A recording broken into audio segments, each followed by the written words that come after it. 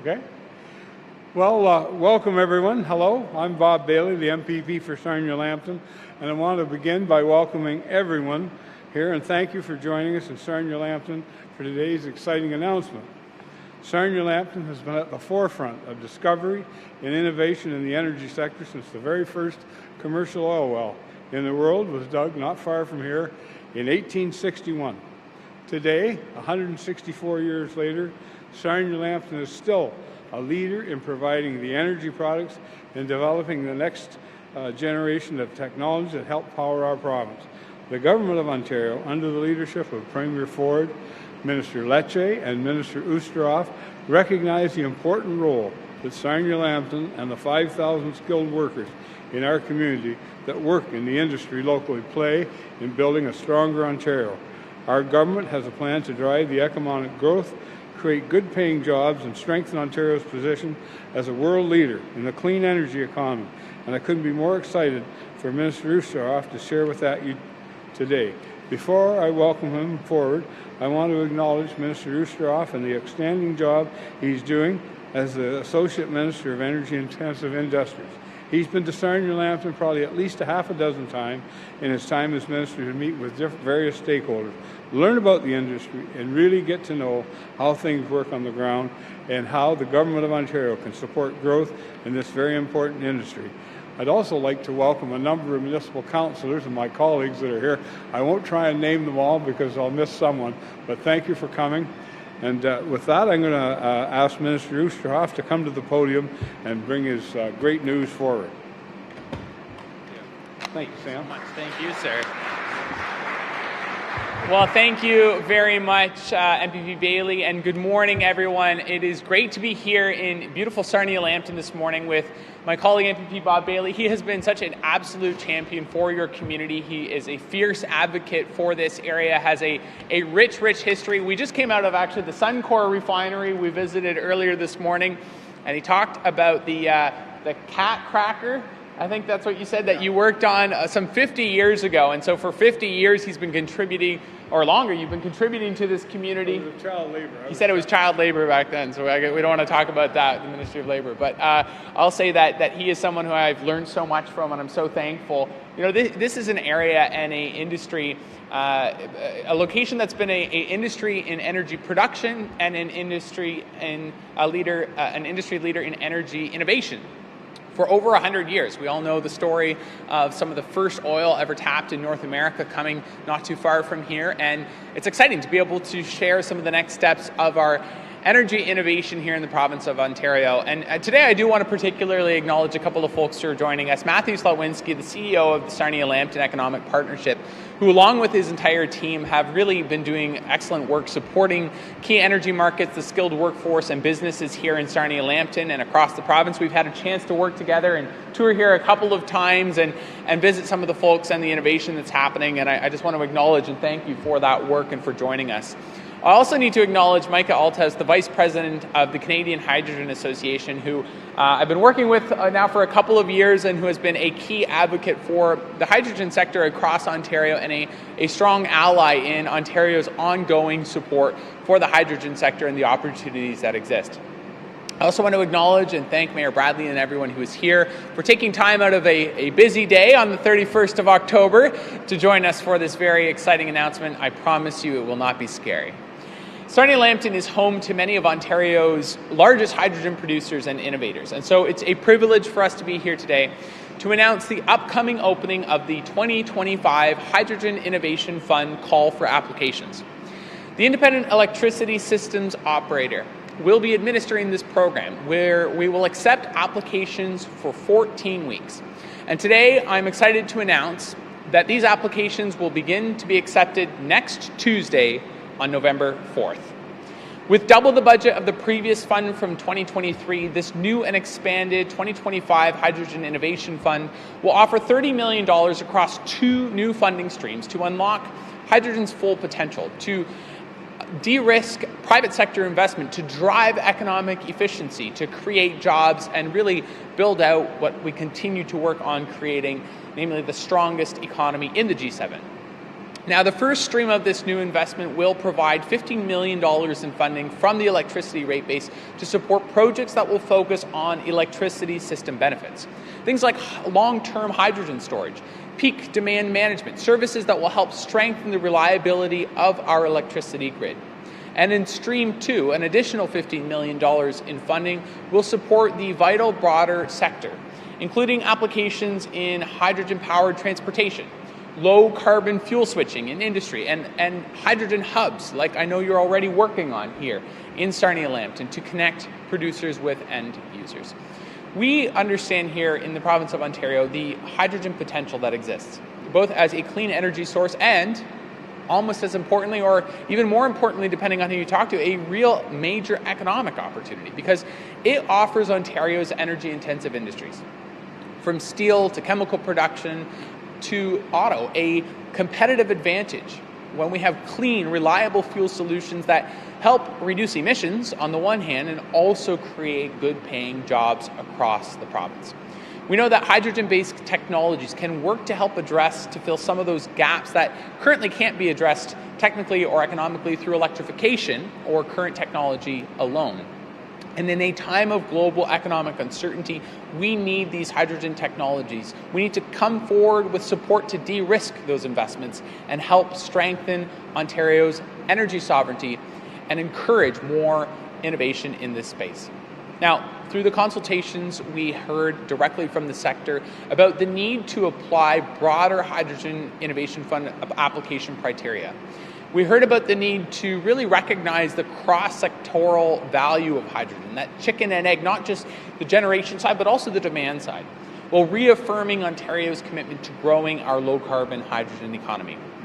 With the 2025 fund, I'm really, really pleased to say that under the leadership of Premier Ford, we are delivering on our commitments. And with your help, we will continue to build a world-class hydrogen sector to make Ontario a global leader in the clean hydrogen economy. HIF 2025 will support a holistic approach to advancing this economy while also promoting specific projects developed by Canadian companies to help strengthen our economy and energy security. Through this expanded program, our government can foster greater innovation, support Made in Ontario solutions, support local jobs, and help to build a stronger, more diversified energy sector. One of the things that really defines Ontario's energy sector is the fact that we have a diverse grid. We have everything from natural gas to electricity, everything from hydrogen to low-carbon fuels, and this is yet another way that we are going to be developing this supply chain, support good-paying jobs, and strengthen our energy security and industrial competitiveness. Earlier this week, I was at the National Energy Roundtable in Ottawa, meeting with over 100 different stakeholders from across the province and the nation. One of the key themes that came through was the appreciation folks had for Ontario's integrated energy plan, the first integrated energy plan in not only Canada's history, but actually in the entire G7. Taking an all of the above approach from natural gas, oil and gas to electricity and emerging sustainable alternatives like hydrogen, folks recognize that we need to use every tool in our toolbox to continue supporting good jobs in Sarnia-Lambton and across the province. Now, under the leadership of Premier Ford, we are committed to strengthening Ontario's economy and our energy sector, supporting the world-class diverse energy supply we have to ensure that, especially with the current geopolitical challenges, our workers, our jobs, and our industries are able to be nimble and to be protected from any and every challenge or threat that comes our way.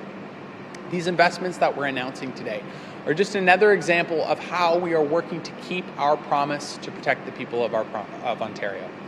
And as Minister Lecce and I have reinforced through the Integrated Energy Plan, the Energy for Generations Plan, we are also committed to making Ontario a world leader in energy on all fronts.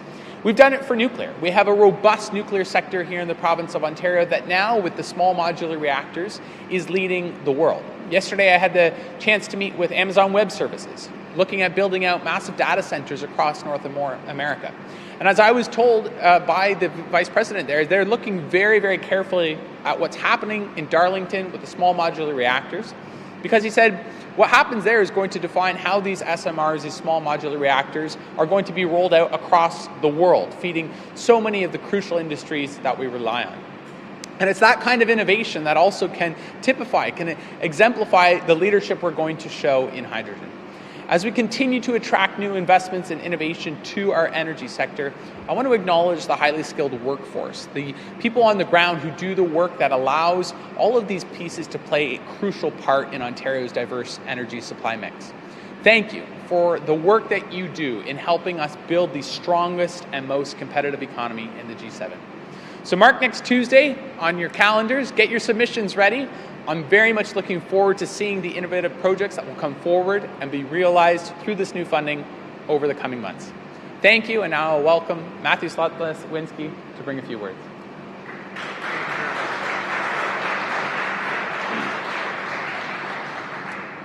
Good morning.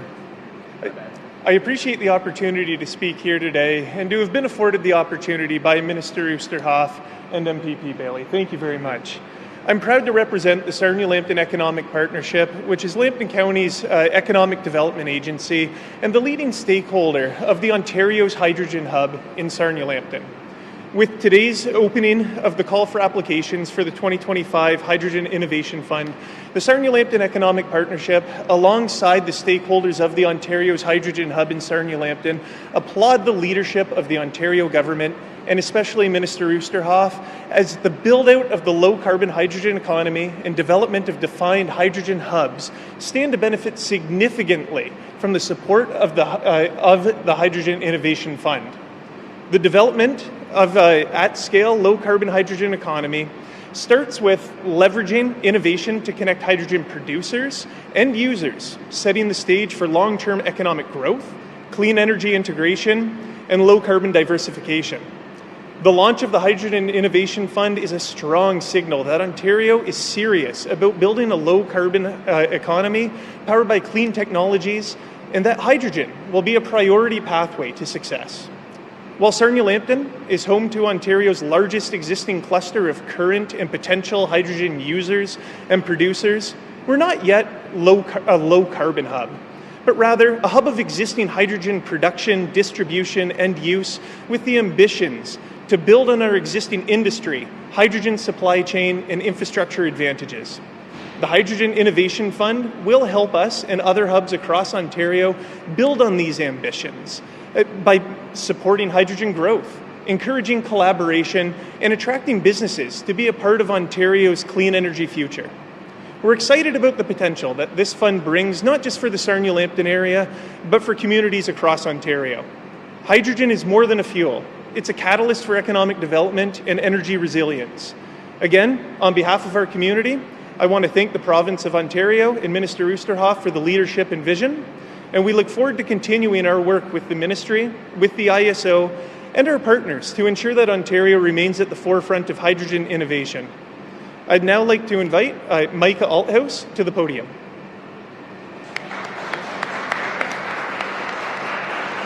Well, good morning, everyone.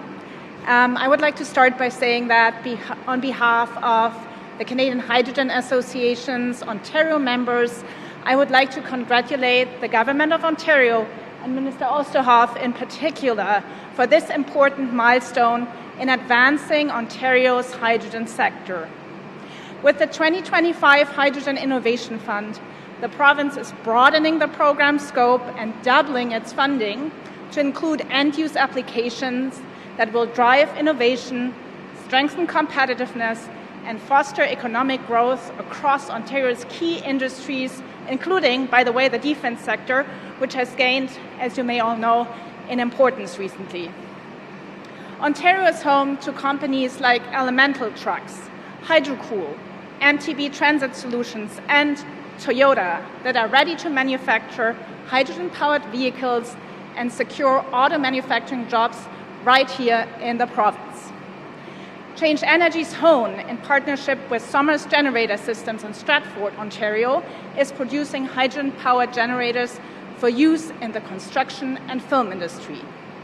Meanwhile, hydrogen producers like Atura Power, Aurora Hydrogen, CPXP, GH Power, and Stormfisher stand ready to provide low-carbon hydrogen made right here in Ontario while creating long-term jobs and enabling grid investments. Another important company I'd like to introduce to you is Greenfield Global. In fact, We're standing right next to their pilot plant here in this space, and the pilot plant is for an innovative sustainable aviation fuel production technology using low-carbon hydrogen. With 25 years of experience, Greenfield is a leader in innovative clean fuel technologies, including renewable natural gas and alcohol-to-fuel platforms. Greenfield's innovation will support the long-term sustainability of Ontario's farmers. So we're really talking across sectors here, while advancing Ontario's position as a clean energy superpower.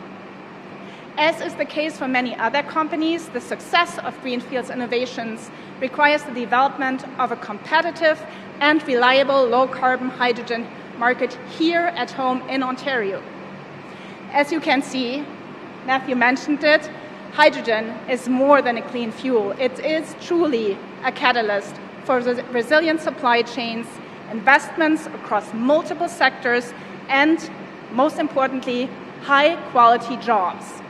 Hydrogen has the potential to be a defining advantage for Ontario's economy. Minister Oosterhoff, thank you once again for your vision and commitment. Together, let's continue to build a cleaner, more competitive Ontario powered by hydrogen. Thank you very much.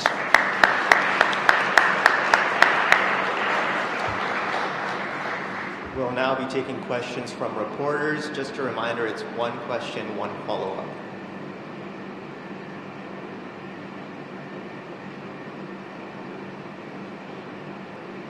Good morning, Heather Wright from The Independent. There is a company in Lambton County that's talking about a hydrogen energy plant. What's kind of the time frame that you see this technology developing, and how important would hydrogen be to electricity generation for the province? Yeah, great question. Thank you, Heather. There are a number of different aspects to the emerging hydrogen economy, and part of that is looking at how the use of hydrogen on the grid stabilization can be used. So we're looking at alternatives, as we've talked about before, through a hydrogen interruptible rate pilot, where folks would be able to produce clean electricity-based hydrogen that they would then be able to either use for industrial purposes or perhaps even reconvert back into electricity as needed, where they could take off-peak, low-cost electricity, and in exchange for an interruptibility aspect to that supply, they're able to create that at a lower cost than they would otherwise need. There's a value there that is substantial. When we were at Suncor earlier this morning, we were talking about the amount of hydrogen that is currently being used already in industrial processes. And we know that one of the easiest ways to not just create new demand, but actually to be able to displace existing high carbon hydrogen would be in being able to look at things like electrolytic hydrogen production to be able to create a cleaner hydrogen economy in the existing space, but also to be able to bring about a critical mass. Because one of the things, if anyone here has been working in the space long enough will know, is that there's a bit of a chicken and egg, where people want to move into that space, but the price per kilogram of hydrogen can be quite expensive. And so to generate that demand, it means you're going to have to integrate into an existing feedstock that's already using perhaps a higher carbon form of hydrogen. So I think over the coming years, as that evolves, this particular program, we want to wrap up those applications in 14 weeks and get those out the door sooner rather than later in the next in the next following months after that application wraps up. We know that there are a number of different private sector investors who have looked at stepping forward, and this is really also a demonstration of confidence from the government to say, we want to have your back in that. We don't believe in it being ultimately taxpayers who carry all of the costs of innovation, but we do believe that taxpayers and the economy as a whole and the government of Ontario have a role in supporting those who are willing to take that step forward and to invest in where we see a more diverse energy future arriving. Thank you. Hi, Natalia Vega, Blackburn Media. Just wondering if there has been a funding cap set per application? Yes, $4.5 million per application, and this is really based off of some of the feedback we had from previous applications. The previous round, we want to ensure that recipients are able to, again, de-risk some of their projects and their proposals, but we also want to ensure that there's substantial private sector investment along the way. Okay, that concludes today's announcement. Thank you very much. Thanks, everyone. Good job. Sam. Thank you.